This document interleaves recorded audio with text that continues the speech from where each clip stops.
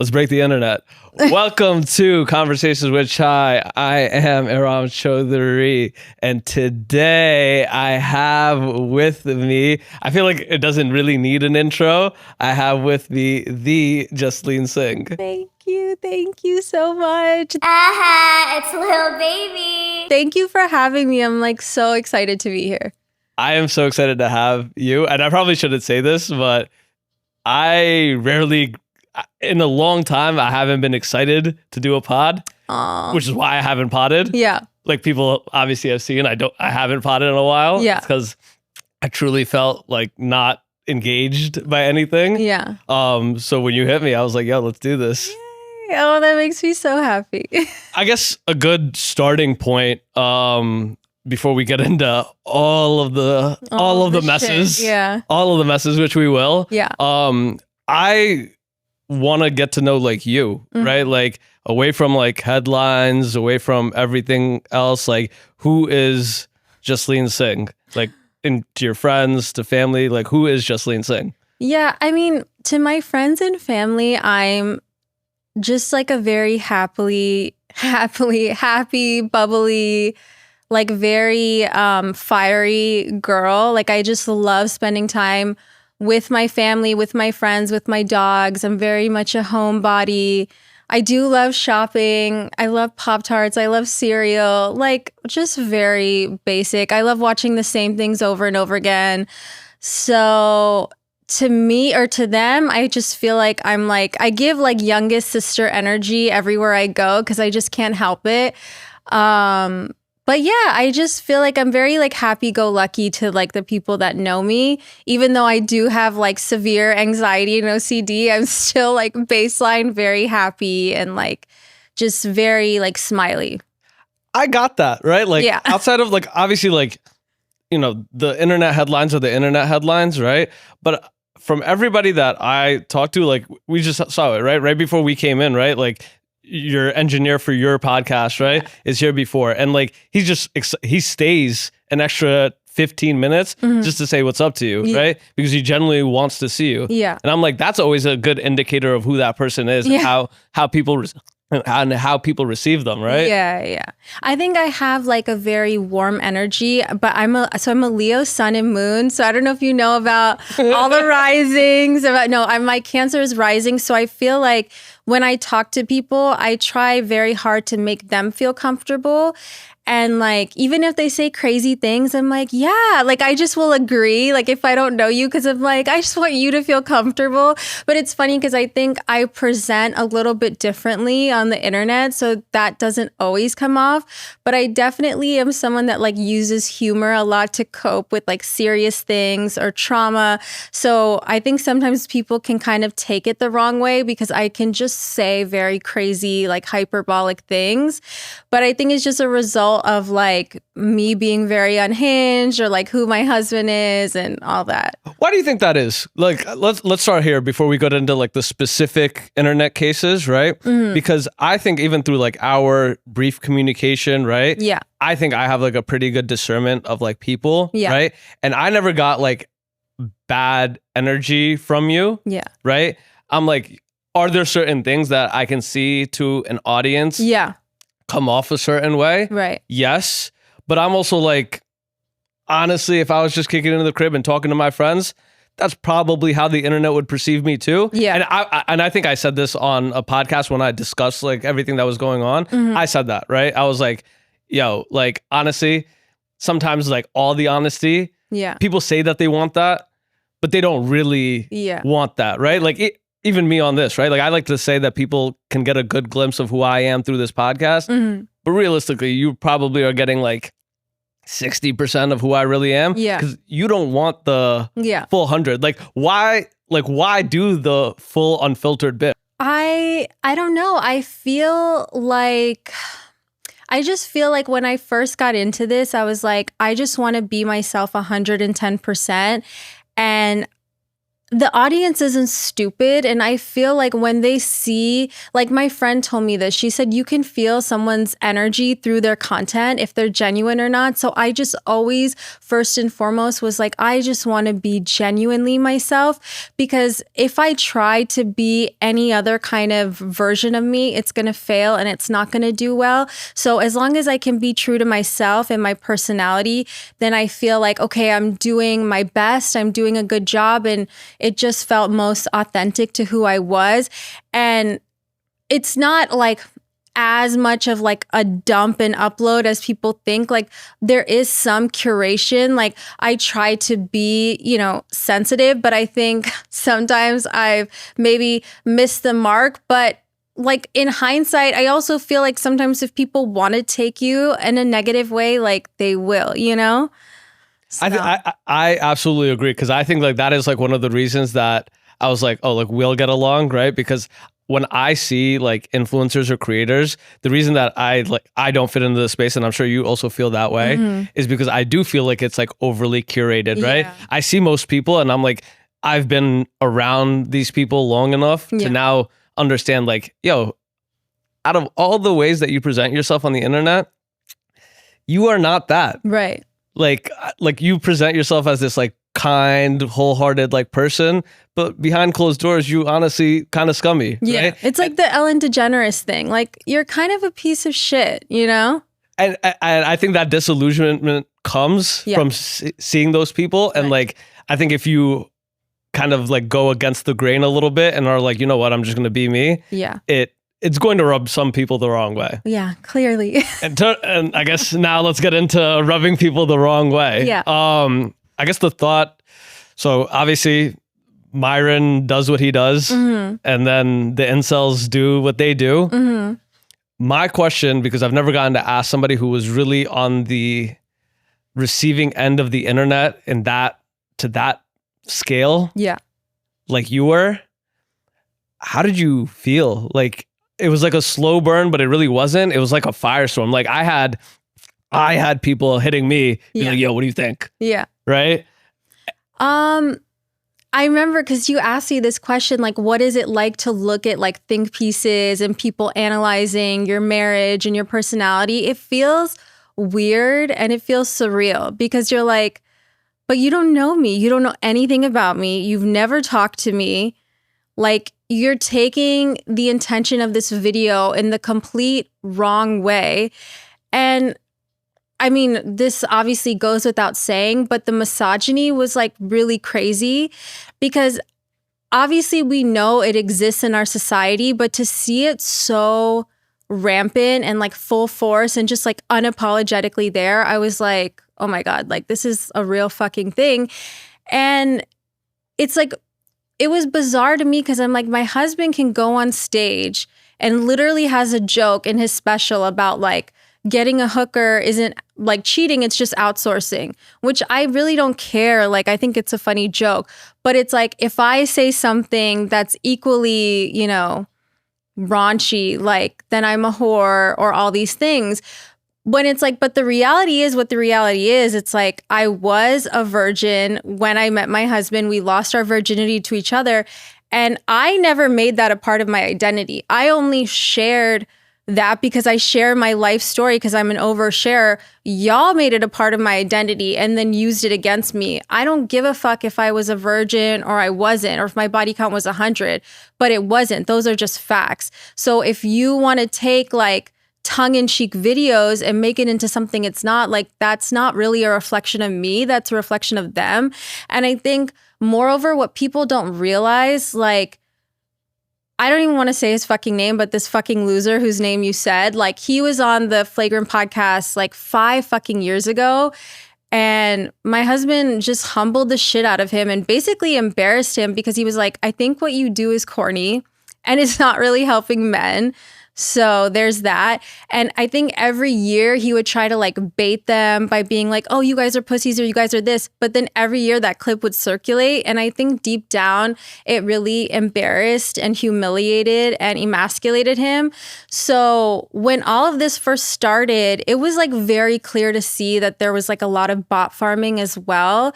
And I could tell there were bots because like the 1,500 followers I gained on Instagram, I immediately lost like within the span of 2 months. So it was like up and then down. And then like all the nastiest comments on my Instagram videos I didn't even delete. Like a month later, it was all no.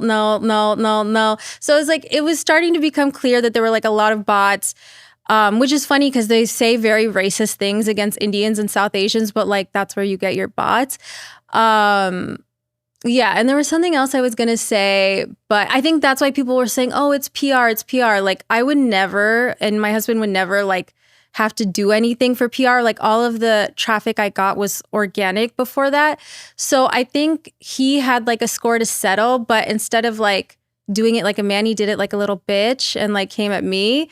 So, which I never really thought anyone would do, because it's also like, if you have a certain like ideal of like, you don't want women working and you don't want that, like, wouldn't I fit your ideal? Like I'm relying on my man to provide for me.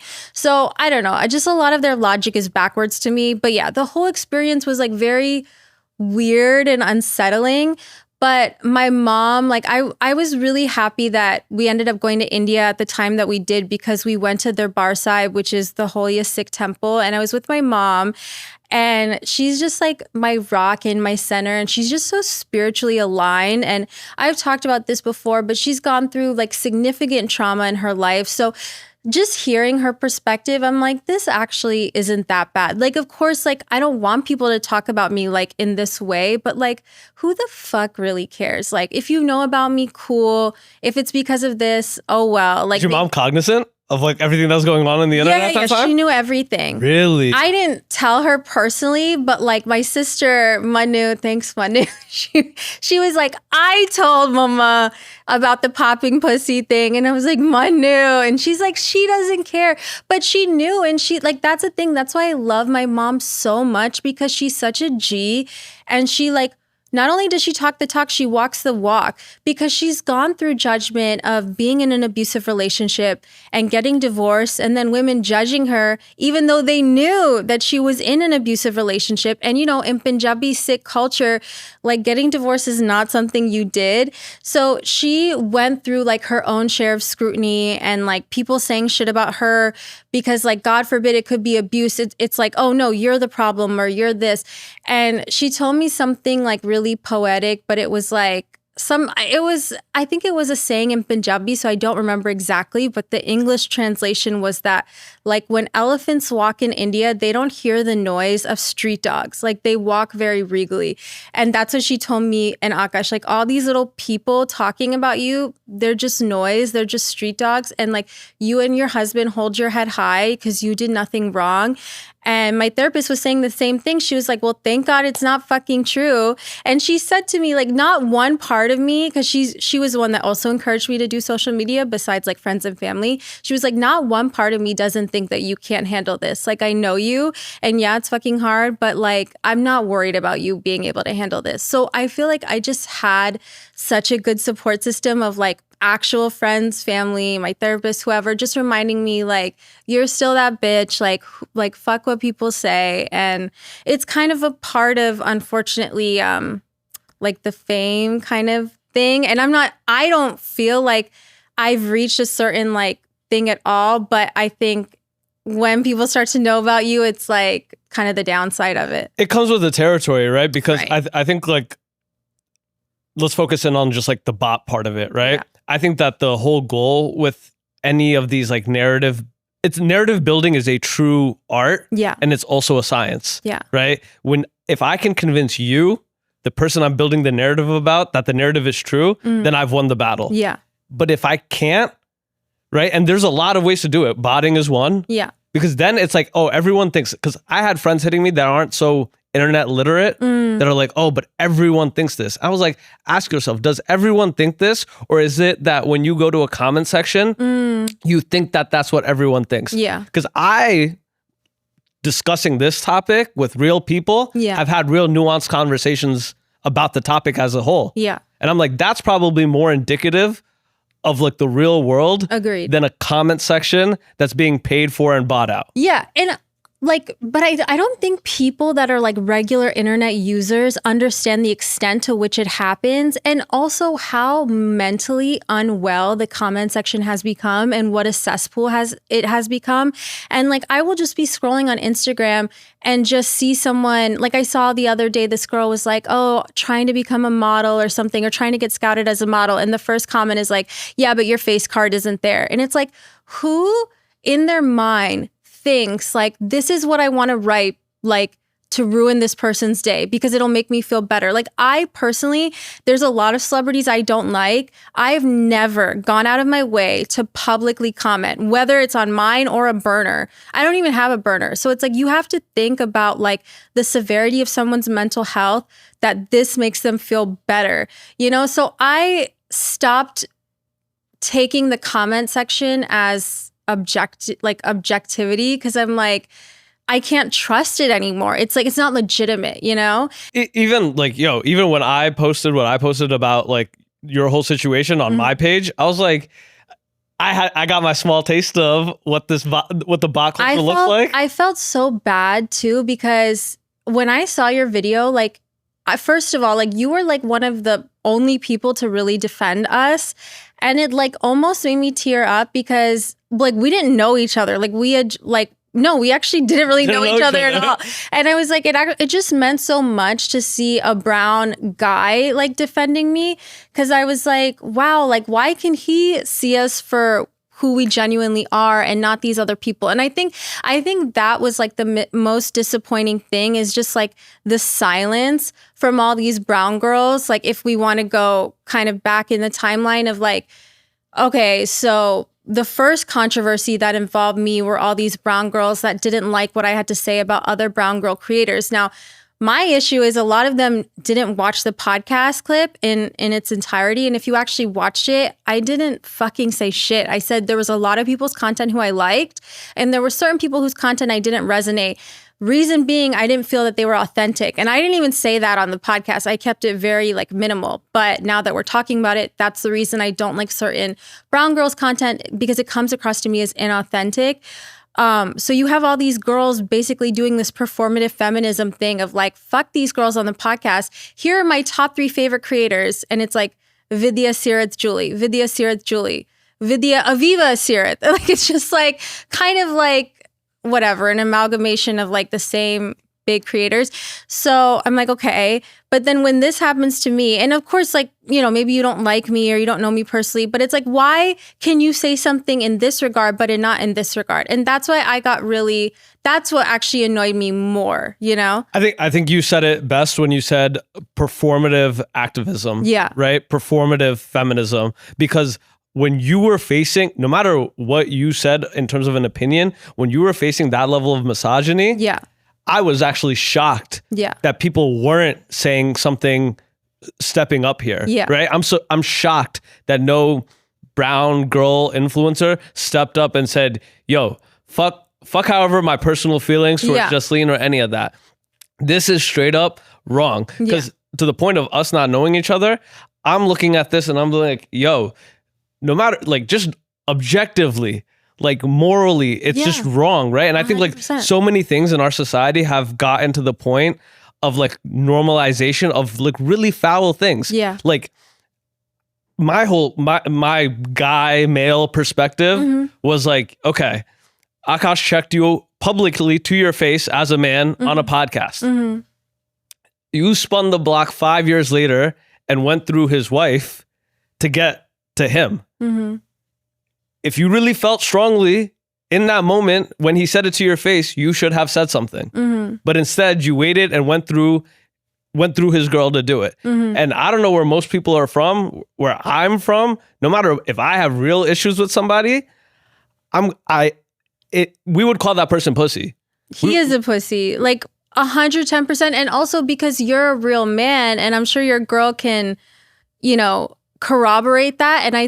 And so that's like my little way of like how I get to know people is like, I see Akaash as having so much integrity, and I really, really respect, especially men that have integrity, and especially integrity in their relationships, because everything you said is so true. Like, it was really sad to me to just see people dogpiling who don't know me, have, just never like had a conversation with me in my day-to-day life, and like having therapists be like, she's doing this and this and this. Like, any normal therapist, like any ethical therapist, wouldn't get on TikTok and like make these kind of evaluations.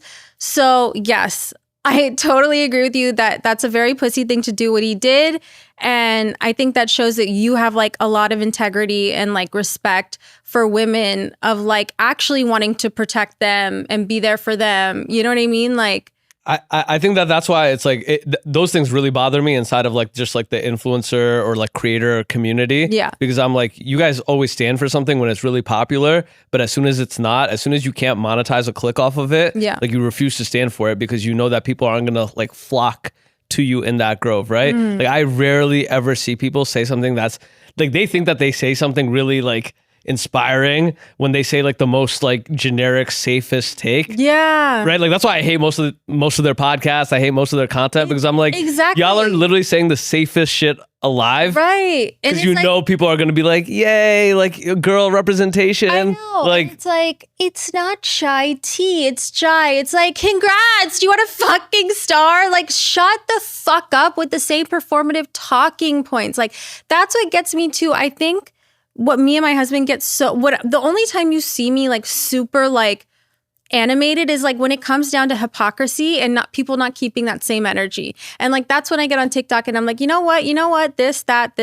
So it's like, I definitely have that fiery side to me, but I feel like at least I've not done what you guys have done. And it's like, everyone has their own karma at the end of the day, and their own like all I know is like, for example, with the brown girl thing, like, if you're a nobody who made like 30 fucking videos shitting on me and then made this video that popped off hating on me, like, is that the reason you want to go viral, is like the video hating on me? Okay, if that's fine, but like, that's not the reason like I would want to go viral. I went viral being myself, you dumb fucking bitch. Like, why do you think they don't like you?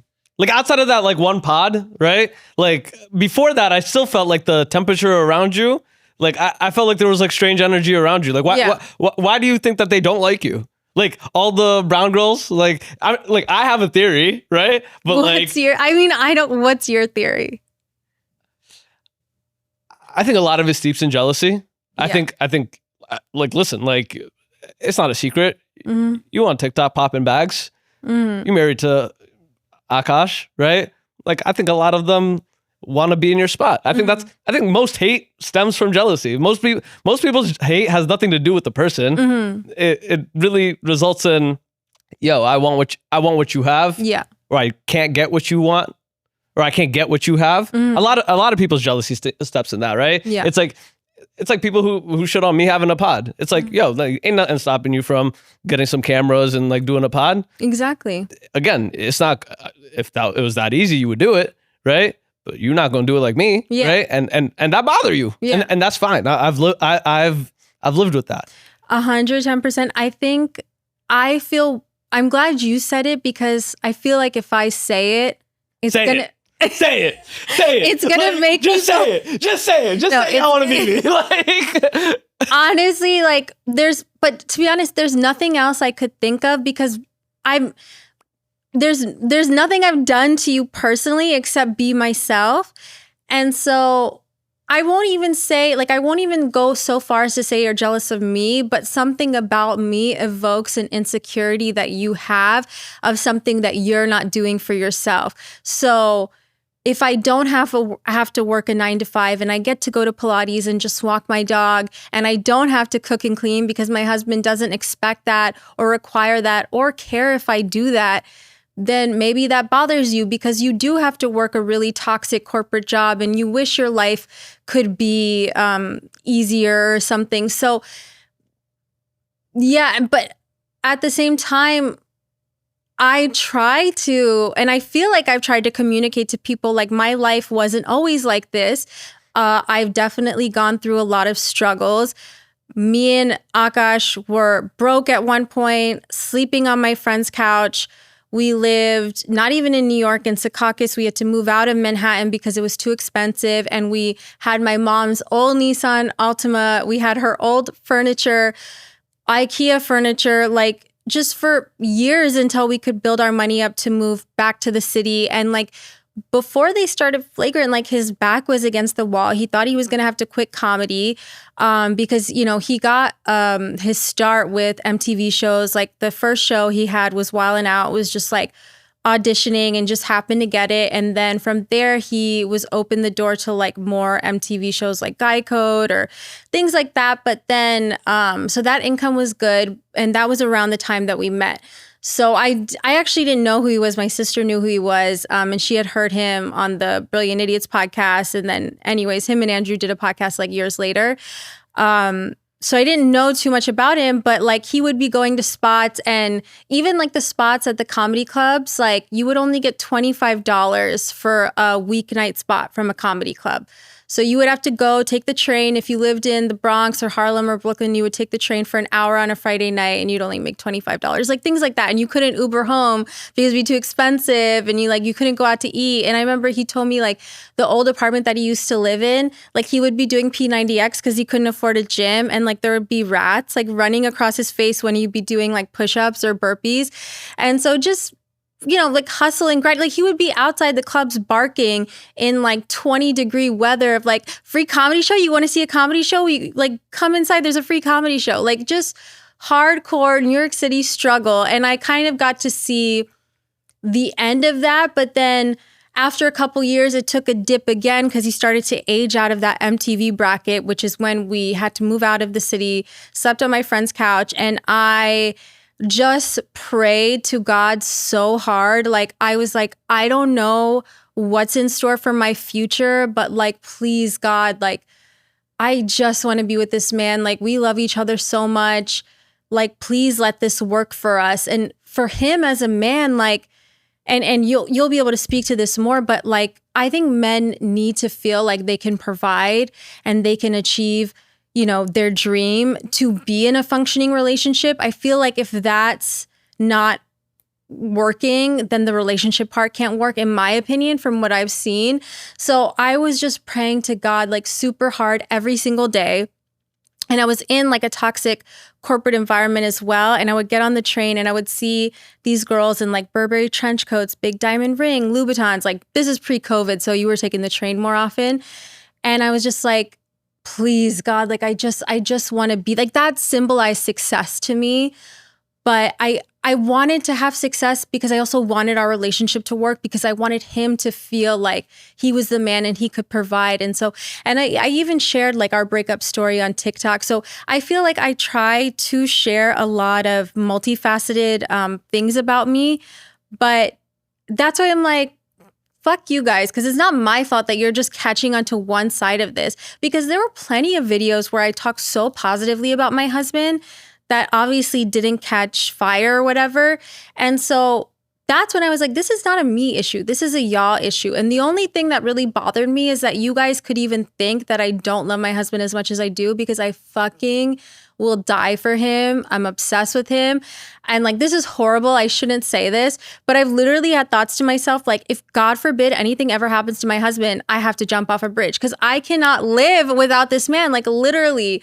So I think it's so stupid that people would point to the content instead of looking at like the real life actions of what it is your life was with Akaash, right? Because like, I know you just talked about all the struggles that he went through, but I think like, and I can definitely speak on this, right?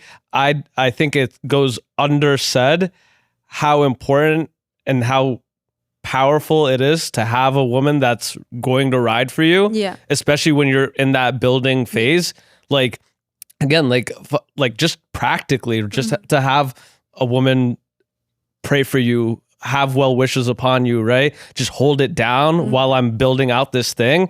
Like that goes real undersaid because people see the external struggle. They see Akaash in front of comedy clubs passing things out. People see the stand-up, but people don't realize like, yo, when I go home and shit is quiet and it's just me, my girl, and my thoughts, what does that make me feel like? Because if that also sucks, right? I may not be able to go outside and do the thing that I have to do, right? And people don't give like the women that actually ride it out that type of credit, right? Yeah. Like, hey, and for all the people that say, oh, like whatever the narrative is, it's like, yo, just look at my life. Yeah. Look at the things I've actually had to gone through with my partner to be in the spot to pop Birkins on you. Yeah. I'm always come back to the pop Birkins. Yo, because I be sitting around thinking like, yo, if I was Jasleen, I would be doing it worse. Like that's why God knew to make me have to struggle for my shit, because God knew if he gave me all of that shit at 25, 26, I'd be like, I would go on TikTok every day, just grab a rack and just count it in front of me like, oh, y'all mad? Y'all mad? Yo, y'all are a lot more mature than I would have been with the bread, right? Like, no, it's so funny because honestly, like I would just share those vlogs because like it was fun to me, and like those were the vlogs that I enjoyed. So like just from studying TikTok, I was like, oh, maybe if I enjoy these TikToks, if I am just happenstance, like I just happen to be doing this, I can share this too. Like it's not like a performative thing that I just did for TikTok. It's like, this is my life. Like I do really enjoy shopping. I do really enjoy luxury things. I'm very hyper feminine, like if you can't tell. Like, so I was just like, oh, maybe they'll enjoy seeing this part of my life. So it wasn't meant to be a braggy or precocious thing. It was just meant to be like, oh, I'm really, really happy in this stage of my life. Enjoy this with me because I love you guys, like my core fans anyways. So yeah, like that's what it was supposed to be. It wasn't supposed to be anything. I think people just romanticize like struggle, especially brown people. Like we romanticize people on like the come up, right? But like honestly, I want to see what it looks like for people to like win. Yeah. Like I want to see people on that side of it too, because I think that's important. I have that conversation with like a lot of people that quote unquote have made it. I'm like, yo, I want to see, fuck all the, yo, I've been building this for 10 years. I've seen a lot of that. And I'm glad I continuously see that, because that is important. Yeah. But I also want to see, yo, I want to see what happens when your life changes. Yeah. I want to see the change in the life. Yeah. Right? Like I want to see like fly shit. Like just seeing like Jay-Z at the courtside of like Golden State games. Yeah. That shit is important to see. Like I want to see what it looks like when we have made it, right? Because then we have to get into a different mode. Because then we can get into, okay, like what does that look like now that I have wealth, right? Because I know, like, and we don't even have to talk about it here because like we don't even need to discuss it. But there's a lot of things that come with that. Like I know Akaash and you are involved from a business side on like a lot of things, and that's important, right? For people to see, like, yo, yes, I'm not in struggle mode, but that don't mean that I'm not still like hustling and making things work all the way around, right? This is a selfish question because I've always been curious. Because you said how you met Akaash kind of like on the come up. What made you, or what did you identify to make you think that this guy could be all the things that I'm sure he said to you that he was going to be? That's such a good question. I think... So it's tough to say. So for like people that don't know, so again, my sister knew about Akaash first. She had heard him on the Brilliant Idiots podcast, and his last name was Singh, and us being Punjabi Sikh, she was like, oh, I think he's Punjabi or like Hindu Punjabi or something. And he has green eyes, so it kind of falls in the Punjabi like theme, I guess. So I remember she was just talking to me and she was like, oh, you know, they're doing a live podcast of the Brilliant Idiots, and there's like this whole comedy festival, and this guy Akaash is doing stand-up. Do you want to go? And I was like, sure, why not? So we end up going to Hoboken, and it's like kind of a funny story. I mean, it's not that funny. We got high and then we couldn't find it. We got lost. We got there super late. I didn't even know what a podcast was, truthfully, because it was like 2015. So I wasn't familiar with that like form of like audio engagement. So we had like heard the podcast, and then we went to go to this movie theater room where Akaash was doing stand-up, which is like a really weird venue for comedy because it's literally like a projector room, like, and he's like standing in front of all the seats.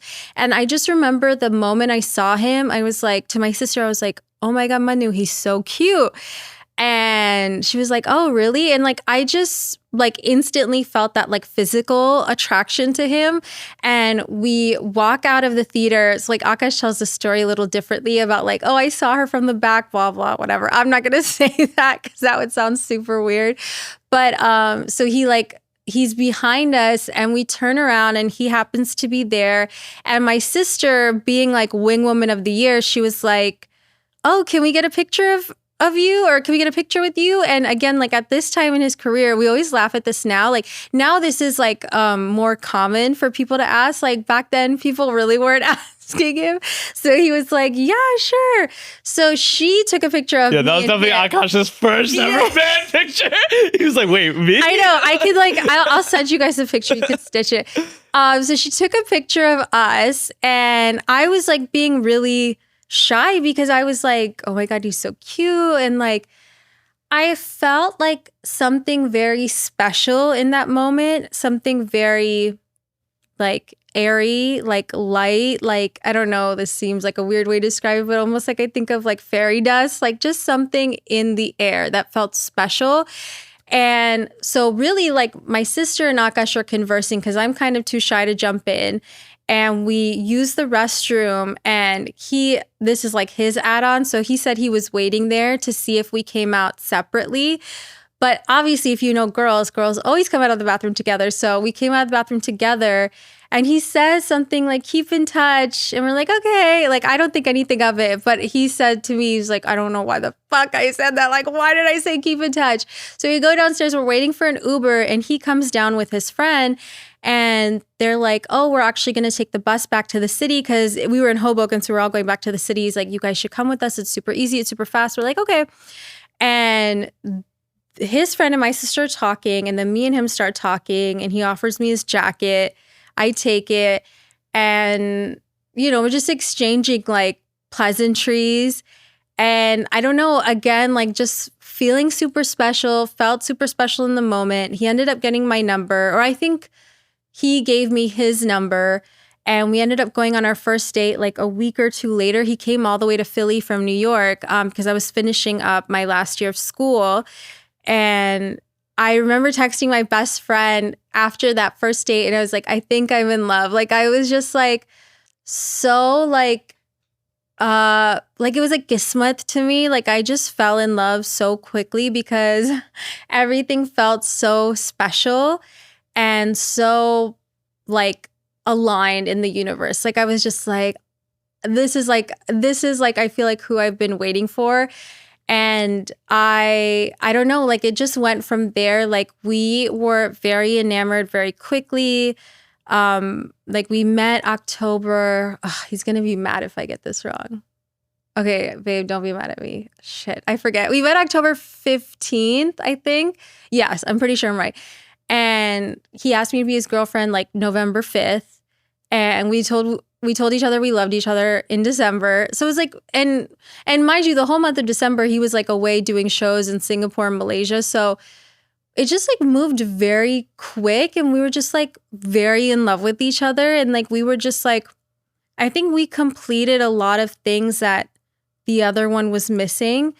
And it was just very, very special to, I don't want to get emotional, but it was very special to have that time of like that stage of falling in love is so beautiful. And it's just such a unique thing. You really only get to do it once if you've really found your soulmate. So I really, really treasure that time and those memories, even though personally I was going through a really hard time, like trying to understand myself and having very severe OCD and like symptoms of that, like very bad paranoia, or just, I literally thought like I was schizophrenic at one point, which is like kind of a side note, but yeah, it was such a special, magical time. And I think but it's funny because I think a lot of relationships don't necessarily work when you both have to go through a lot of hardships. And I will say that was the one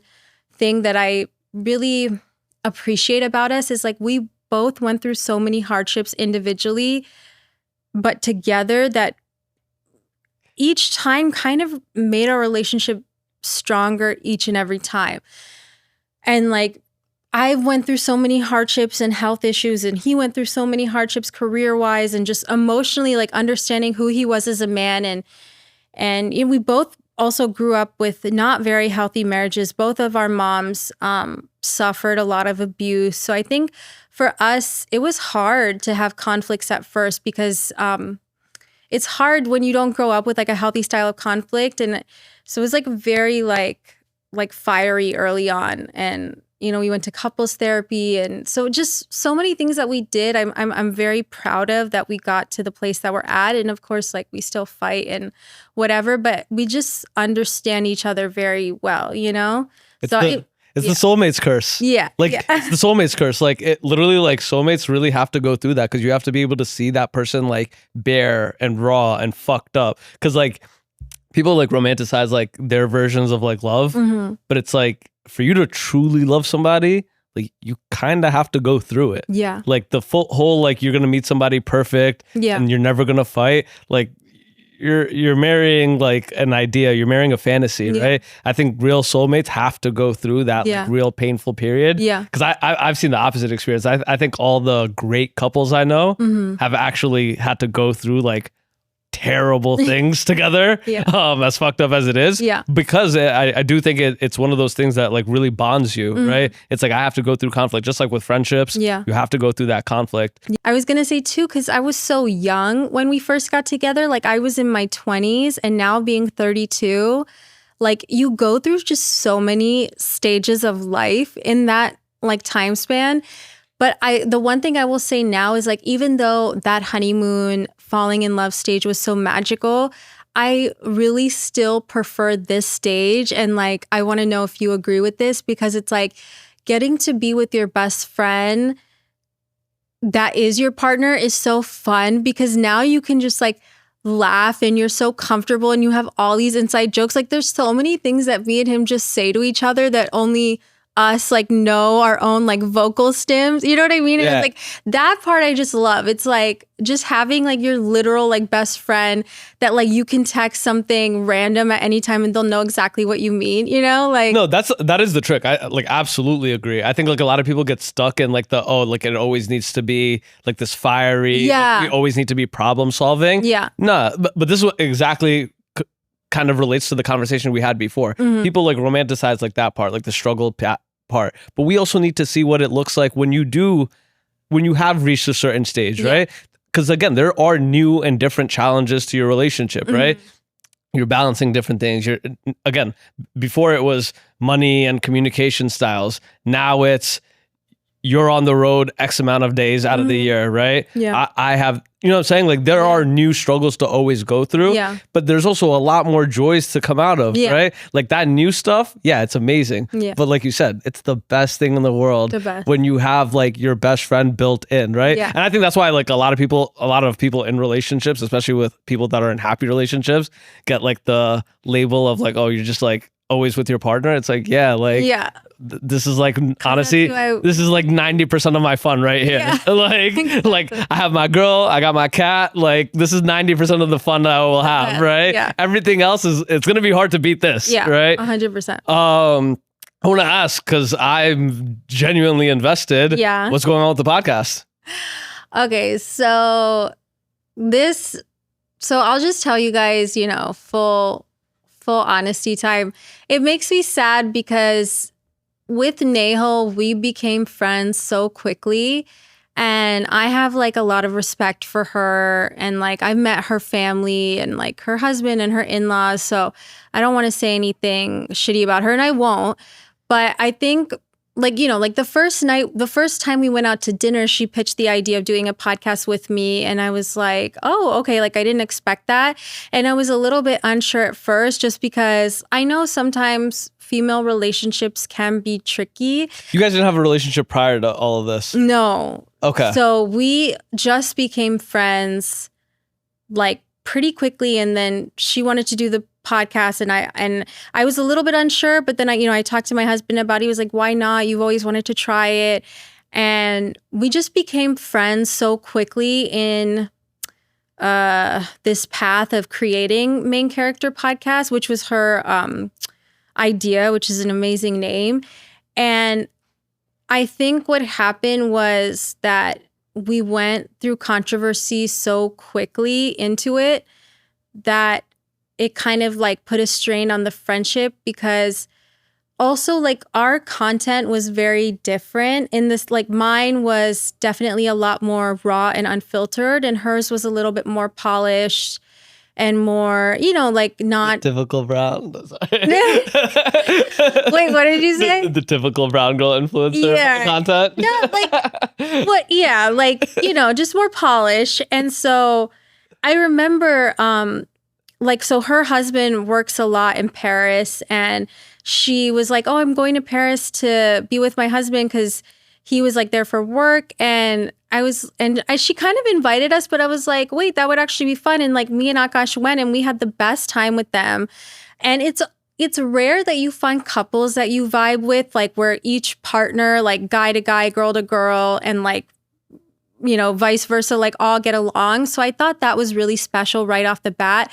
And something that I really thought was also really unique is that the way she would talk about her husband was the way I would talk about Akaash, and like how supportive he was of her. And I was like, oh my God, that's so amazing. So I felt like we had a really good support system. Like if God forbid we did ever get into disagreements. And I remember her saying, though, in Paris, she was like, my biggest fear is getting canceled. And I remember telling her, I was like, I just want to let you know, like, I know the periphery of Akaash's fan base, which is, I will say, more of the podcast fan base. And I know a lot of people during like our controversy were saying like, oh, it's because of his fans. It's because of his fans. Like his comedy fans are not like that. It's more the podcast fan base that I don't think really resonate with him, because a lot of them are like really racist and right wing. I think like those of them are more like that. But yeah, anyways, I said like those peripheral fans, like they might come at us just because we're brown girls being opinionated, and they don't like opinionated women. So then the brown girl thing happened, and like we were both a little bit like shocked by it. And I know that she was definitely hurt. But we got through that, and then the next thing happened. But I will say it was more like, for me, it was more of the friendship thing, because Akaash like really instilled in me from the beginning, like the friendship needs to always, always come before the podcast. Like it always needs to come before the product, because people are not stupid. Like they can tell if your chemistry isn't genuine, and you want it to be genuine because you want to give them a good product, and you want to feel, because when people are listening to you, you're touching them at a very close part. Like you're in their brain, you're in their ear. So I think I basically said, I mean, I haven't shared this with anyone, but I said like, I really wish that you had been there more for me during, especially like everything that happened in December, because I felt like she knew the most like what it was like and everything. And I was just getting so much of it.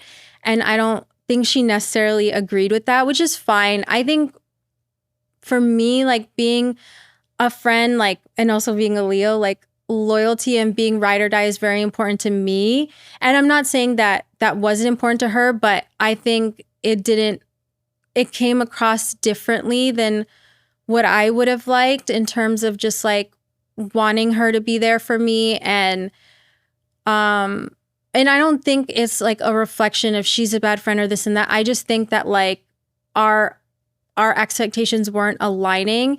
And even like when we had gone through other things before, it's like we also had like very, very different triggers and anxieties, where like certain things I would do would make her anxious or vice versa. So that was like the last thing I said to her. And I don't think she agreed. And I think it kind of like fell apart from there, because we didn't know how to like repair it. Because I think she was probably, naturally hurt by maybe feeling like I was criticizing her in that way, which makes me really sad, because I would love to do it. And I really, really do respect her and her content and her family and her, her husband and everything. So it's like, I like, I hope that like maybe in the future we could do it again. But like as of right now, I don't think like our friendship is on solid footing. You know what I mean? Like, listen, I agree with Akaash in that sense, right? Like the friendship definitely has to be there. I do think it is, like, honestly, I think it is a shame because I do think y'all brought a voice from brown girls that were probably like, not probably, is very necessary. Yeah. Like your type of podcast is also something that we haven't even seen in the space. Somebody who just studies pods, I've always said, I'm like, oh, we need like and it's funny, the reason that we can't have it is a lot of the reasons that you're also alluding to. Yeah. People always say like, why can't we have like a brown call her daddy? I was just gonna say a brown call her daddy. Yeah. Why can't we not have a brown call her daddy? It's because honestly, most brown girl influencers have that fear of, oh, people won't like me. Well, I think that level of polarity needs to exist as you kind of progress through your career, progress through fame or notoriety, what have you. I completely agree with you. I think there was this element of like cannibalizing that I didn't like expect to get so much flack from the brown girl community. And like even back to that whole brown girl like controversy, what pissed me off wasn't that, okay, these nobody girls are saying they hate our podcast. It's like, okay, what can you do? And it didn't even hurt me that a bunch of people engage with it. It's like, yeah, like it makes sense because hate does spread fast. But what bothered me was that Vidya commented and like basically co-signed that. And she just really had no business, I feel like. I mean, not no business. Like, of course, you can comment on anything. But my issue with Vidya is that like, so on the main character podcast, I never brought up her name, but I said, I don't like mommy influencers that do tween get ready with me bedtime routines featuring their kids. Like that feels icky. I didn't say her by name. Okay, fine. Maybe it was pretty clear who I was talking about, but like, why is that not okay to say? I think that's a natural criticism whenever you're putting a child in the space.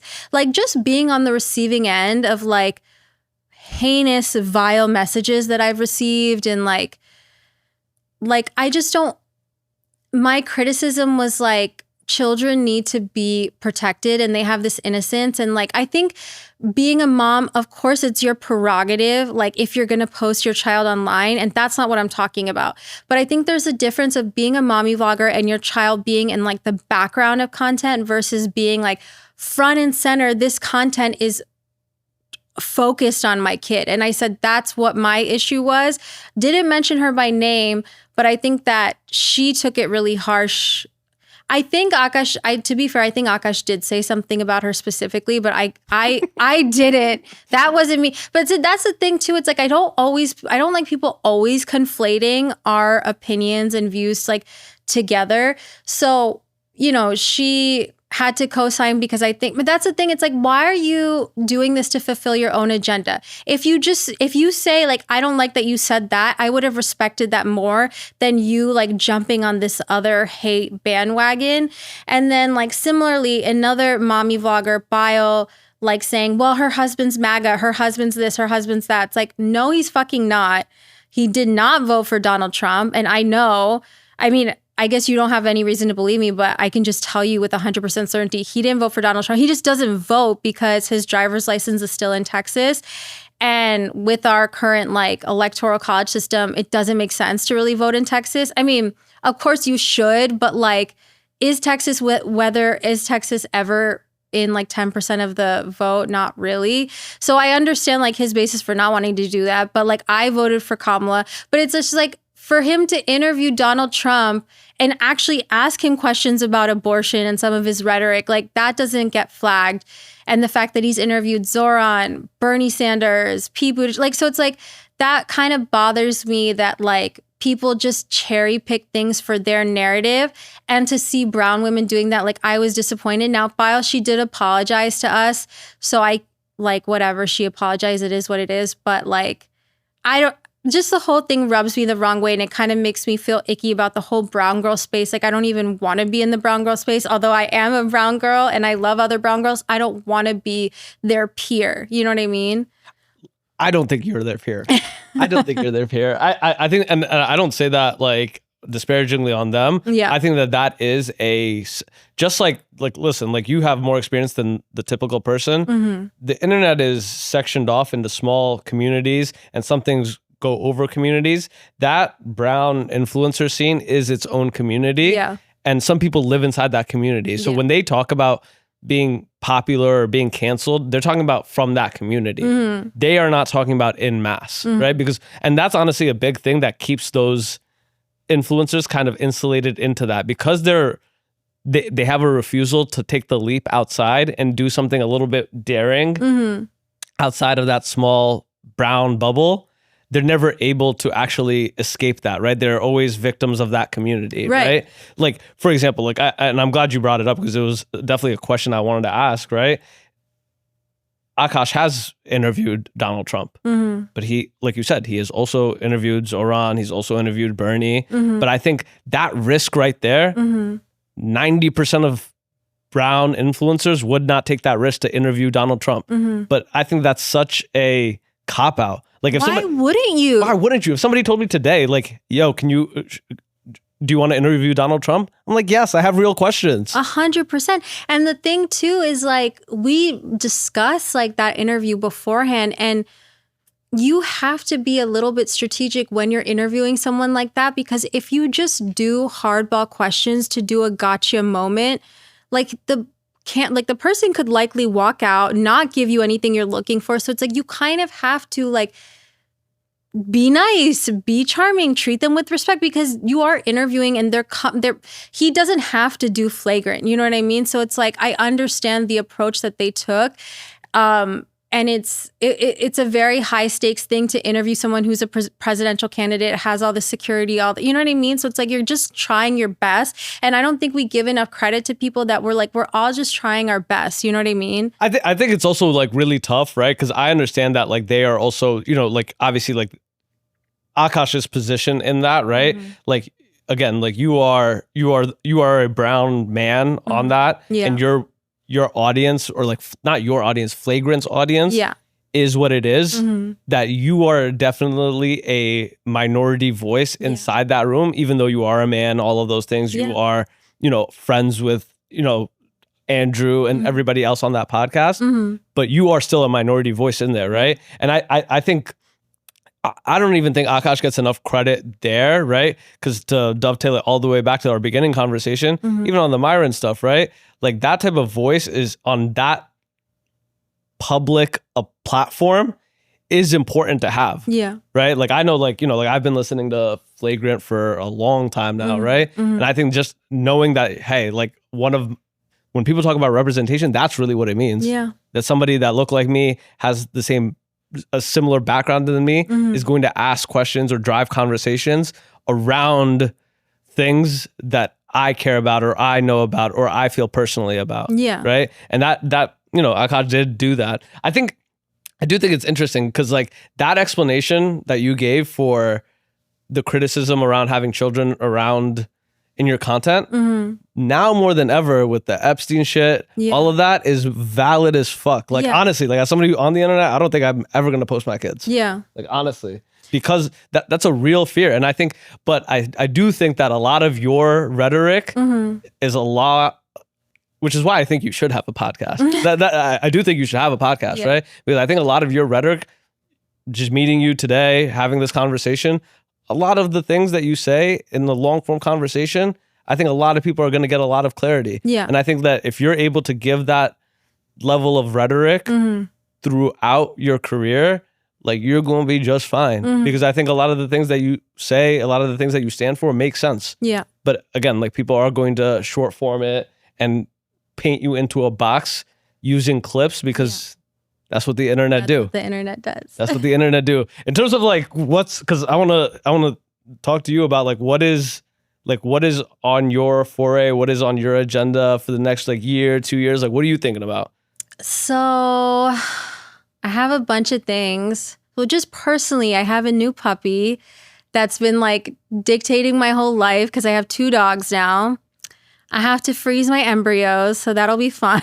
I'm sure it'll be a nightmare for Akaash with all these hormones. So basically it's so we can have kids when we want. We don't have to do it right now. But it's like kind of the first step in IVF, and then you can do the implant like whenever you want. But it's like good at securing the health and vitality of your eggs/embryos.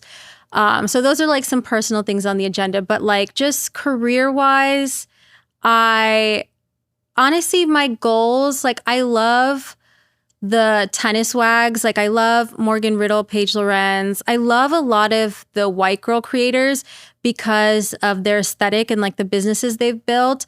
So I love my brown girl community, but I don't want to be pigeonholed into just like South Asian girls. Like I want to be for all kinds of brown girls, and I want my content to reach the masses and just be a household name in that space and kind of be like the luxury brown comedy wag girl.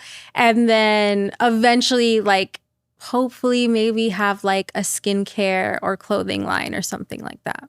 I see it for you. I see it for you. I really think that you had to go through all of this to graduate from that, right? Yeah. I really like as I'm watching this go by, I'm like, yo, this is. I think even like Zarifa like commented on that, right? She's like, yo, this is gonna be your output out of this, right? Yeah. I think like everybody who really does this, right, and is observing, we watch this and we're like, this is exactly what you had to go through to get to that point. Yeah. Just saying, appreciate you doing this. Thank you so much. I enjoyed this heavily. Thank you. Likewise. Absolutely. Yo, thank y'all for listening. Peace.